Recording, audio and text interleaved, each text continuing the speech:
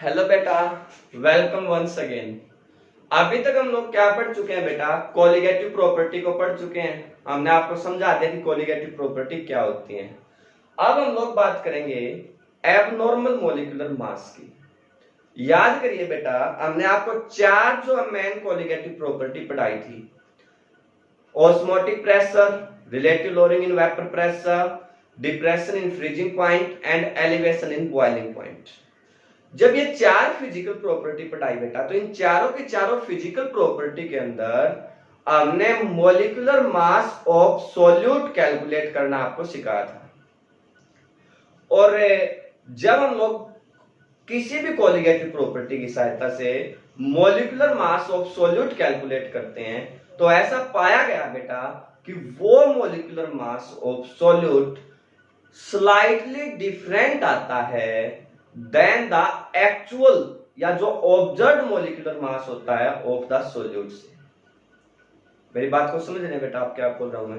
देखिए, जैसे हमने आपको पढ़ा था ऑस्मोटिक प्रेशर।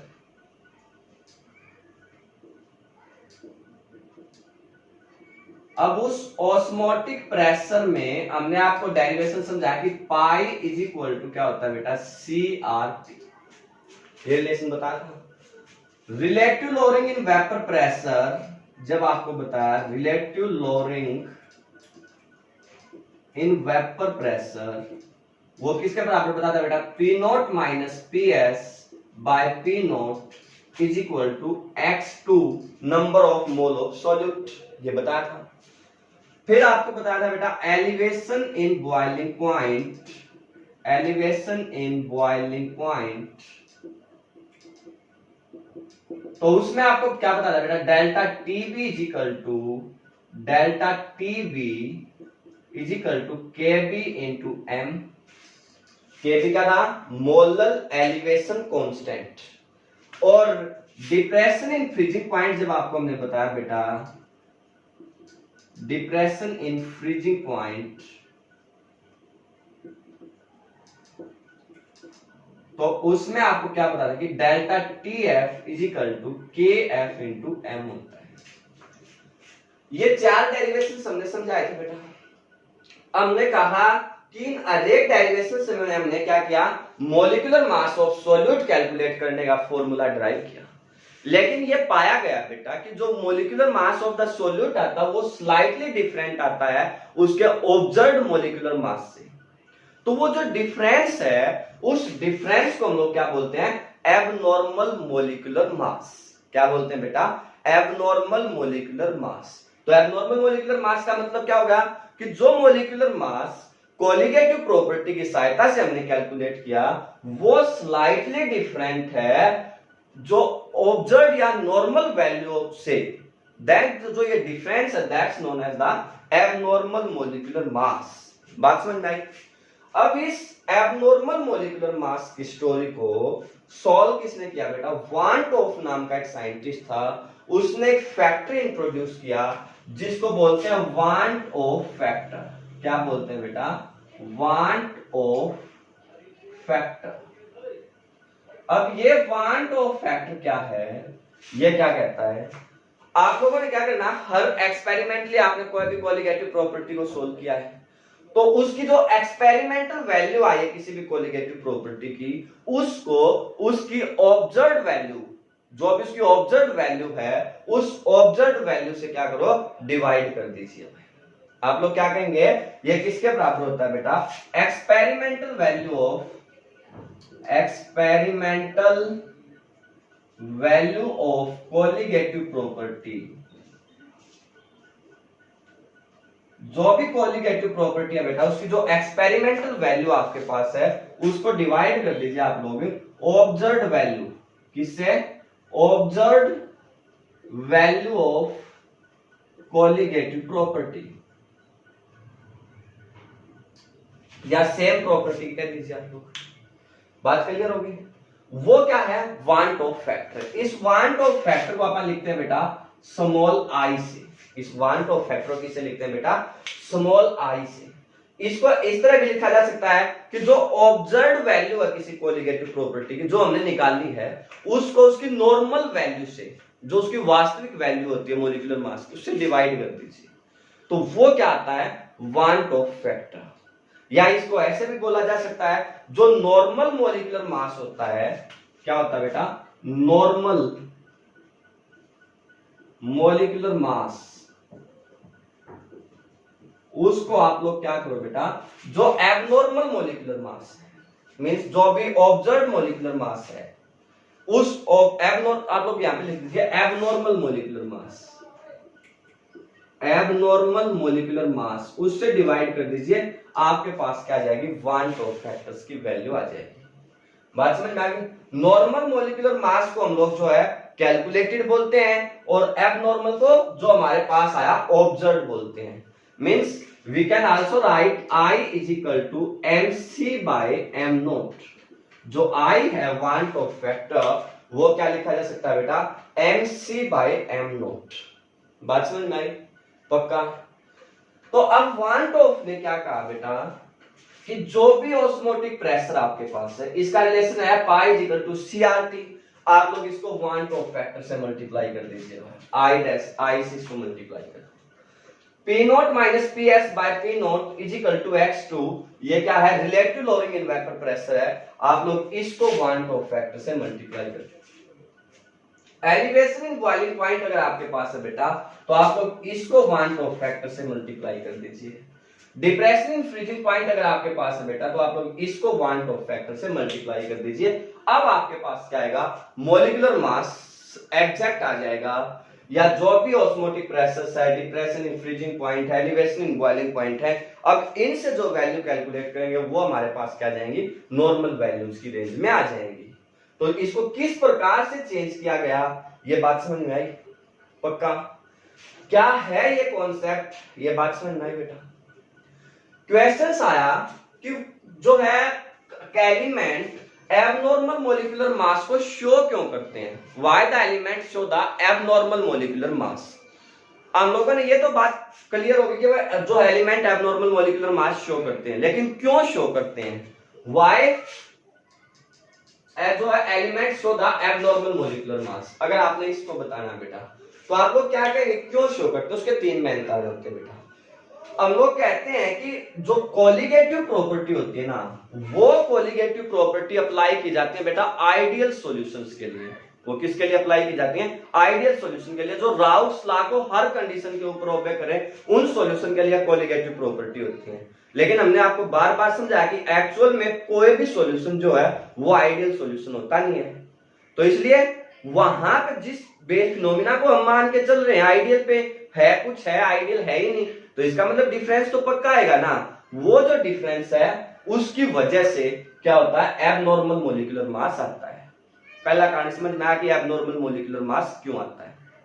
दूसरा कि हम लोग ये मानते हैं बेटा कि जब हम लोग कोई भी इलेक्ट्रोलाइट किसी सॉल्यूशन के अंदर ऐड करते हैं, तो वो सॉल्यूशंस एसोसिएट मींस वो इलेक्ट्रोलाइट सॉल्वेंट मॉलिक्यूल के साथ एसोसिएट नहीं होने चाहिए, उसके अंदर डिजोल्व होने चाहिए।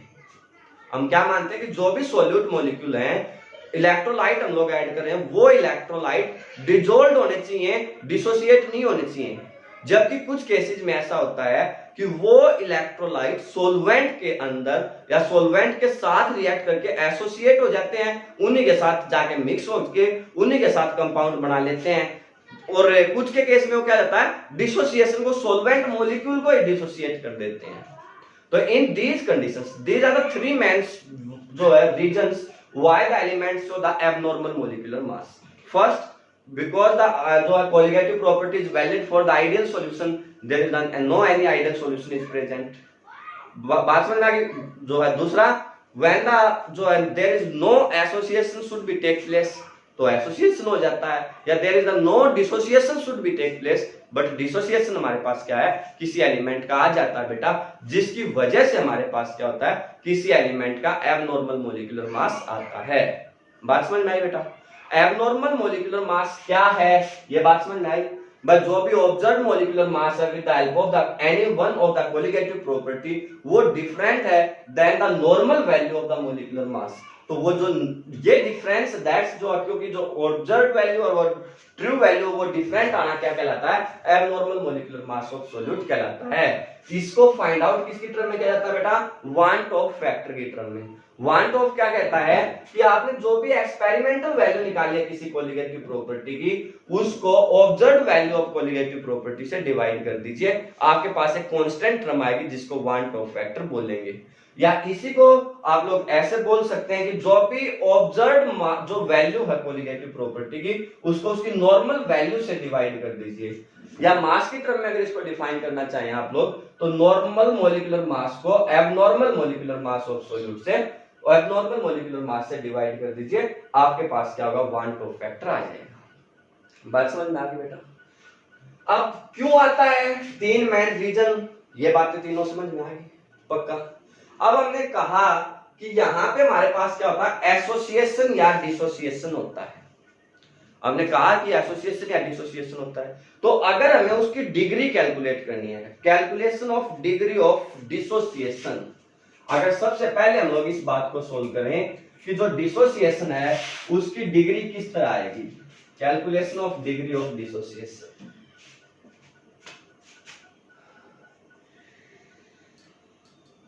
Calculation of degree of dissociation.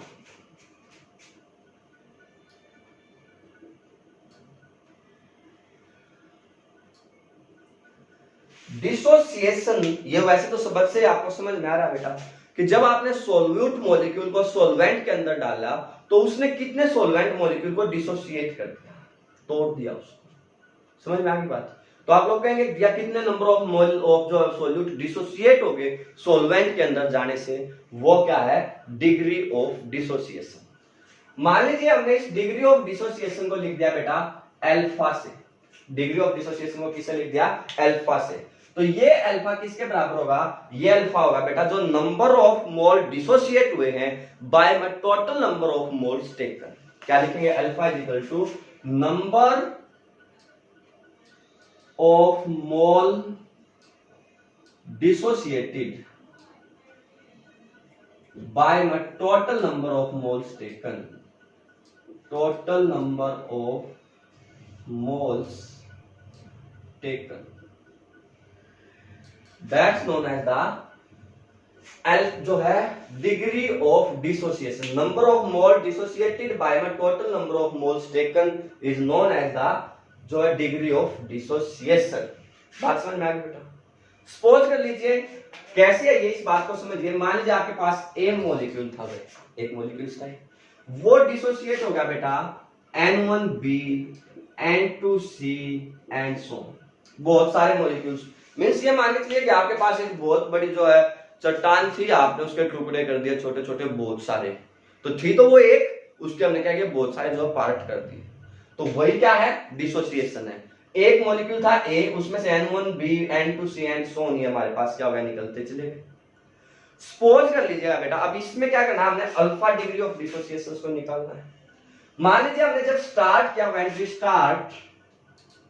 when start मान लीजिए कि आपके पास 1 मोल थे बेटा, और जब स्टार्ट होता था आपको पता है हमेशा रिएक्टेंट होते हैं, प्रोडक्ट 0 होते हैं, इसका मतलब ये आपके पास क्या थे? 0 थे। किसी इंस्टेंट ऑफ टाइम के ऊपर इसमें से क्या हुआ? अल्फा मॉलिक्यूल डिसोसिएट हो गए। क्या हुआ बेटा? अल्फा मॉलिक्यूल डिसोसिएट हो गए after time t, some time, after some time या पर्टिकुलर टाइम भी बोल सकते हैं। मान लीजिए अल्फा मॉलिक्यूल जो है वो डिसोसिएट हो गए, तो कितने बचे बेटा? 1 माइनस अल्फा। ये बात समझ में आ गई? ये अल्फा बन गए बेटा, ये अल्फा बन गए, और जितने भी मॉलिक्यूल बढ़ते जाएंगे वो कितने बढ़ते जाएंगे? अल्फा आपके पास बढ़ते जाएंगे। अब ये है कितने?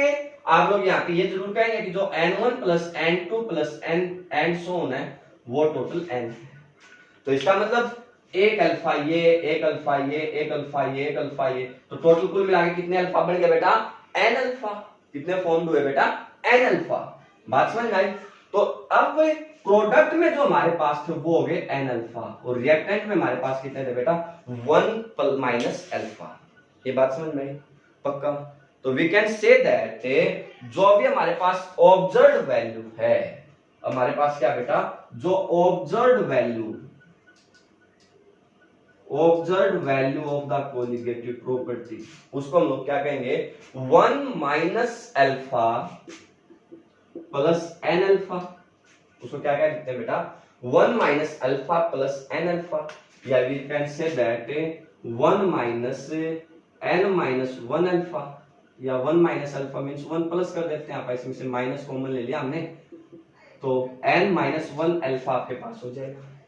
ये बात समझ में आ गई। वांट ऑफ फैक्टर हमने क्या बताया बेटा i इज इक्वल टू जो भी नॉर्मल वैल्यू है by observe value by normal value. अब ऑब्जर्व वैल्यू क्या है 1 plus n minus 1 into alpha, और नॉर्मल वैल्यू क्या है बेटा 1 मोल, तो इज इक्वल टू 1। तो इट मींस i माइनस 1 इसको अगर इस साइड लेंगे तो n minus 1 is equal to alpha, या alpha is equal to i minus 1 by n minus 1। This is the degree of जो है डिसोसिएशन।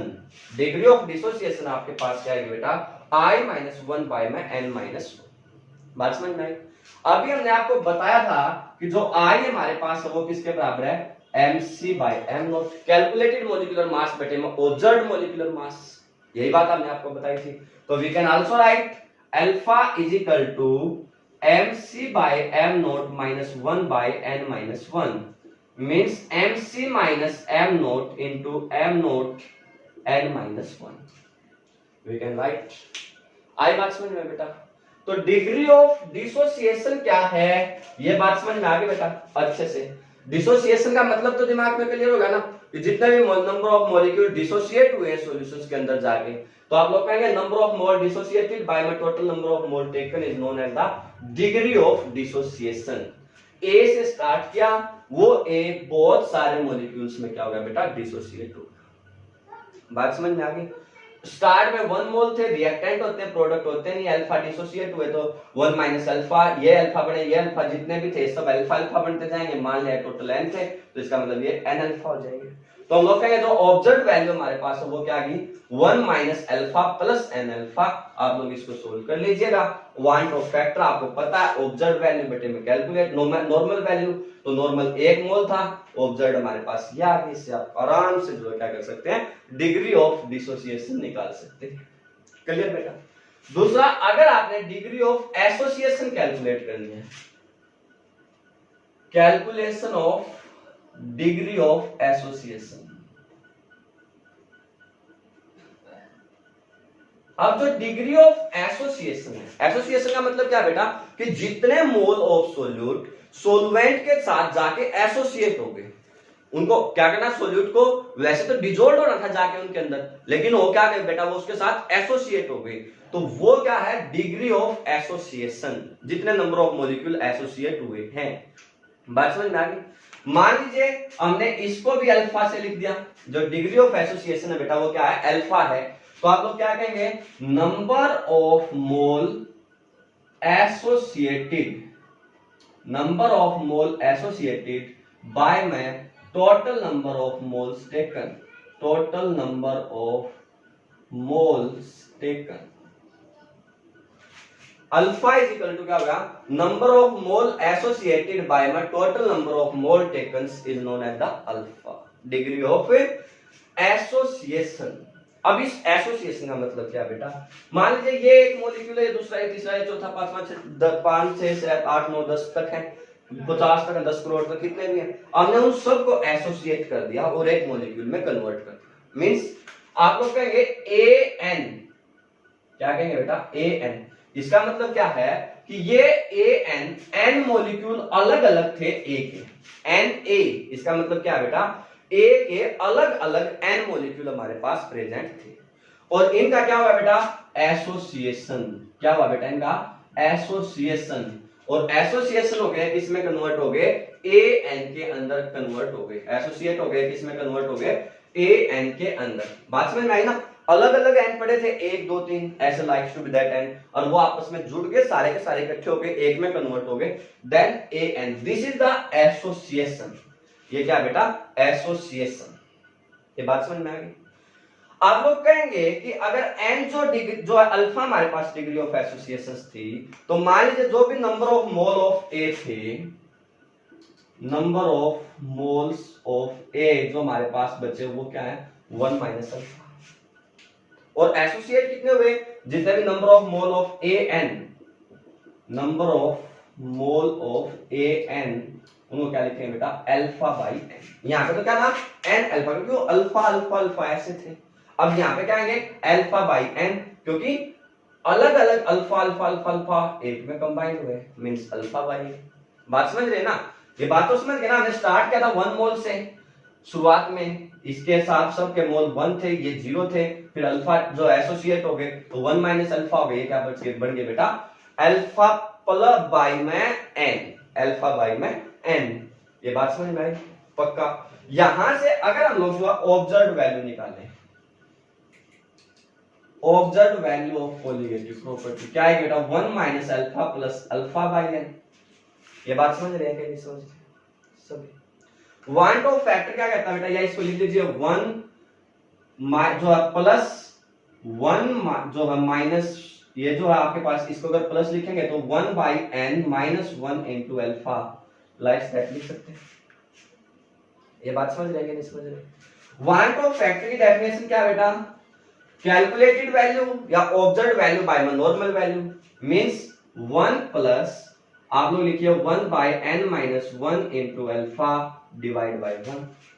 अब इस 1 को तो इस साइड लेके क्या होगा, 1 is equal to I plus 1 by n minus 1 into alpha.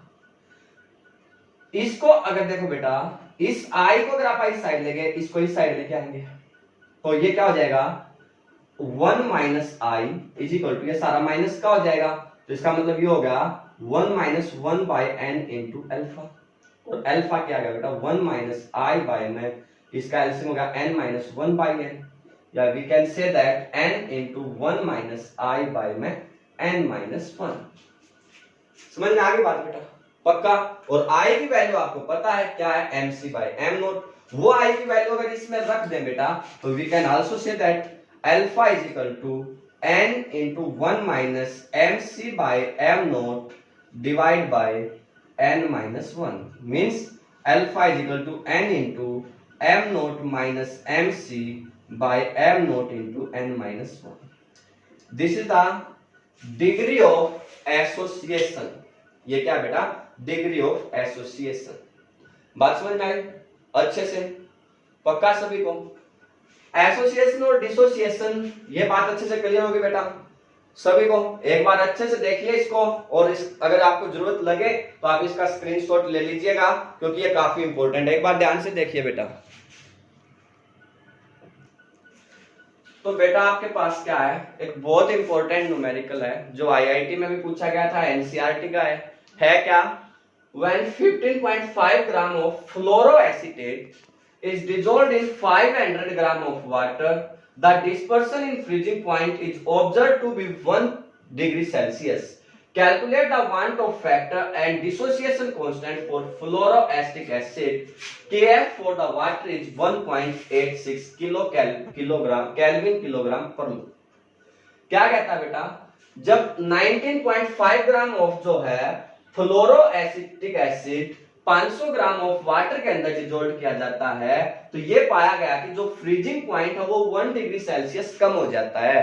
आप लोग जो इसका वांट ऑफ फैक्टर कैलकुलेट करिए और फ्लोरोएसिटेट के लिए, और डिसोसिएशन कांस्टेंट कैलकुलेट करिए। दो चीजें आपने यहाँ पे कैलकुलेट करनी है, want of factor and dissociation constant. ठीक है, अब देखो बेटा, वांट ऑफ फैक्टर अगर हमें निकालना आई तो वो हमने क्या बताया था, mc बाय m नॉट। जो भी ऑब्जर्व्ड मोलिकुलर मास है, उस कैलकुलेटेड मोलिकुलर मास है, उसको ऑब्जर्व्ड मोलिकुलर मास से आप लोग जो क्या करो, डिवाइड कर दीजिए। अब वही है क्या, ये डिप्रेशन इन फ्रीजिंग पॉइंट। याद करिए हमने डिप्रेशन इन फ्रीजिंग पॉइंट में आपको m2 molecular mass of solute calculate करने का कोई फॉर्मूला बताया होगा। क्या था बेटा, जो 1000 मल्टीप्लाई बाय में W2 जो भी मोलिकुलर मास ऑफ सॉल्यूट आपको गिवन होता है इनटू में डेल्टा TF, या जो है TF आप लोग जो है बोल सकते हैं, KF आप लोग जो है बोल सकते हैं, और बाय में डेल्टा TF और इनटू में W1। ये हमने जो molecular mass of solute find out करने का फॉर्मूला आपको बताया था, किसका, सॉल्यूट का, विद जो है जब डिस्पर्सन इन फ्रीजिंग पॉइंट आपको गिवन है तब।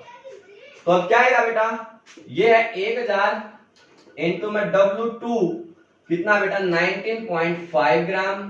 के एफ जो है डिप्रेशन इन फ्रीजिंग पॉइंट वो 1 और डिवाइड बाय जो डेल्टा टी जो सॉरी जो के एफ है आपके पास वो कितना बेटा 1.86 और डिवाइड बाय जो डेल्टा टी एफ आपके पास है बेटा वो है 1 और W1 कितना बेटा 500। आप लोग इस चीज को जो है सोल्व करेंगे तो मान लीजिए आपने इसको सोल्व किया तो ये आया 72.5 जो है 4 ग्राम पर मोल। आपके पास कितना है बेटा 72.54 ग्राम पर मोल। अब है क्या ये क्या है बेटा कैलकुलेटेड मोलिकुलर मास। अब ऑब्जर्व मोलिकुलर मास क्या आएगा, क्या ये fluoro acetate means CH2 FCOOH carbon का जो दो कार्बन है ना बेटा तो बार 12 होता है 2 का 24 होगा 3 हाइड्रोजन है प्लस 2 ऑक्सीजन है 32 और फ्लोरीन अगर आपके पास है तो 19। ये बात समझ में आ गई। अगर आप लोग इन सब को जोड़ देंगे तो ये क्या आ जाएगा 78। क्या आ जाएगा बेटा 78। वांट ऑफ फैक्टर की डेफिनेशन आपको आती है mc/m0 तो I किसके बराबर आ गया बेटा 72.54 डिवाइड बाय 78। इसका आंसर हमारे पास क्या आ जाएगा लगभग 1.0753। ये आपके पास क्या आ जाएगा बेटा वांट ऑफ फैक्टर की वैल्यू आ जाएगी। बात समझ में आई। क्या निकालना था फर्स्ट पार्ट इसका समझ में आ गया calculate the want of factor. इतनी बात तो आपको समझ में आ गई। दूसरा क्या था कैलकुलेट द डिसोसिएशन कांस्टेंट। अब डिसोसिएशन कांस्टेंट को समझने के लिए बेटा आपको इस रिएक्शन को समझना होगा। रिएक्शन क्या थी फ्लोरोएसीटेट COOH। अब ये जब डिसोसिएट होगा बेटा तो ये क्या आएगा CH2F COO negative plus H positive. बात समझ में आ गई। जब आप इसको स्टार्ट करेंगे आप लोग कहेंगे मान लीजिए स्टार्ट में हमारी ये हमारे पास C मोल थे, C मोल पर लीटर इसकी कंसंट्रेशन थी।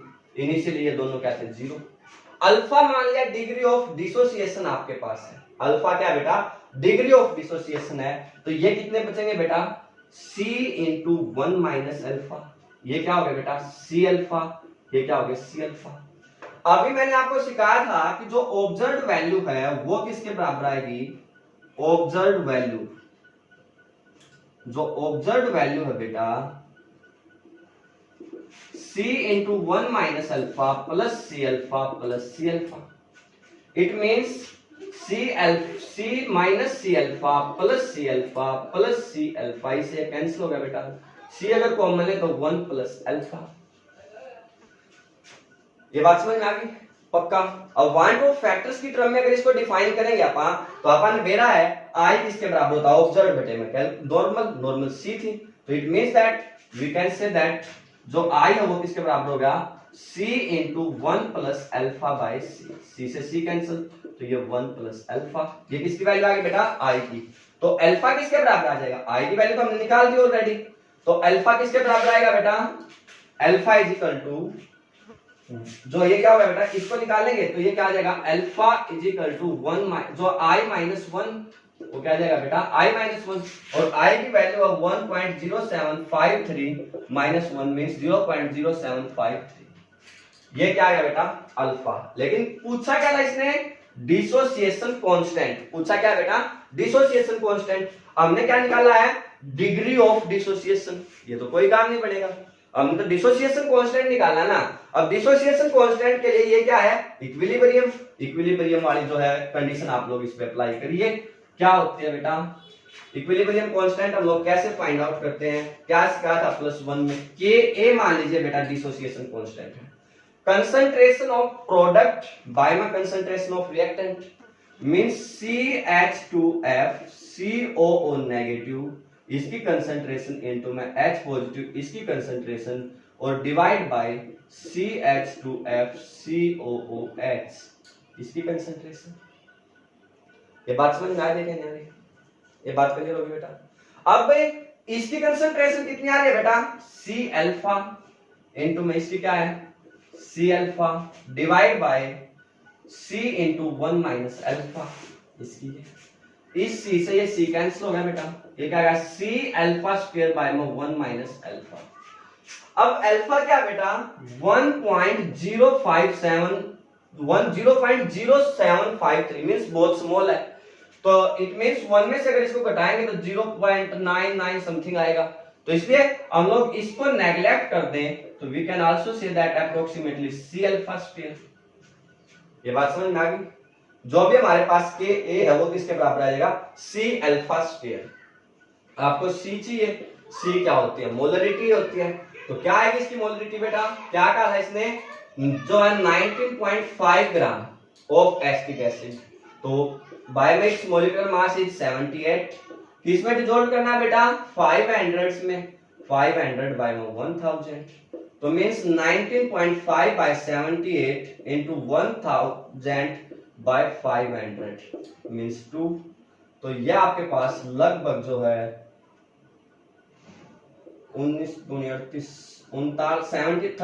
बाय 78 मींस 1/2 या 0.5, तो C की वैल्यू आपके पास क्या आ जाएगी बेटा 0.5 और अल्फा की वैल्यू आपके पास क्या है 0.0753 उसका स्क्वायर। इसको आप लोग सोल्व कर दीजिए बेटा, आपके पास इसका दूसरा पार्ट डिसोसिएशन कांस्टेंट, वो डिसोसिएशन कांस्टेंट की वैल्यू आ जाएगी।